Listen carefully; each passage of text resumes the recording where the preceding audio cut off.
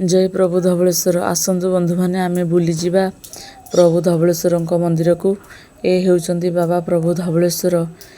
कारण जेहेतु ये कला बलद को धला कर देथिले प्रभु धवळेश्वर, तेणु यांकर ना से दिन ठारू रही प्रभु धवळेश्वर। प्रकृत रे प्रभु धवळेश्वर होउचंदी माने दयार ठाकुर। से केबे कहार दुख सही पारंतिनी कि भक्तर कष्ट भी सही पारंतिनी।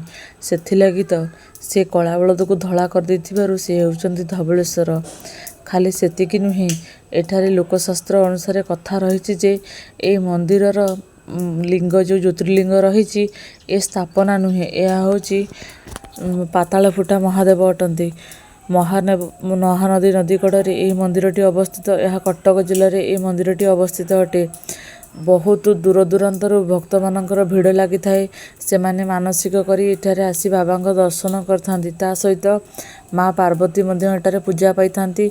लोकशास्त्र कथा अनुଯାयी जेउ माने माँ पार्वती पाखरे तांको दुख जणाई तांको आगरे दुहारी करी तांकर मनरे जहाँ थाए माँ ठाकुराणी पार्वती आगरे प्रकाश करथांती।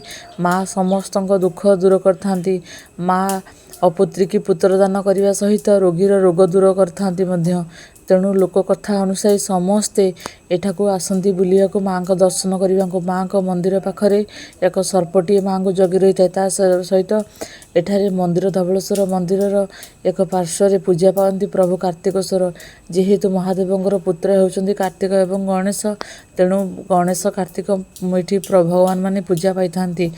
ता सहित महानदी कूलर प्राकृतिक परिवेश देखा एत सुंदर जे आपण निजे न देखिले यह केबे भी विश्वास करेंगे नहीं।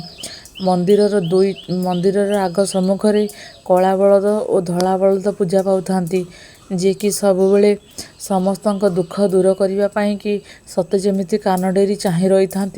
मो भक्त मैंने आसी मो कान कौन कहे दुख जनइबे, सते जेपरी तांको आगरे भगवान का आगरे दुख जनइथिले समस्त दुख दूर हो जाए।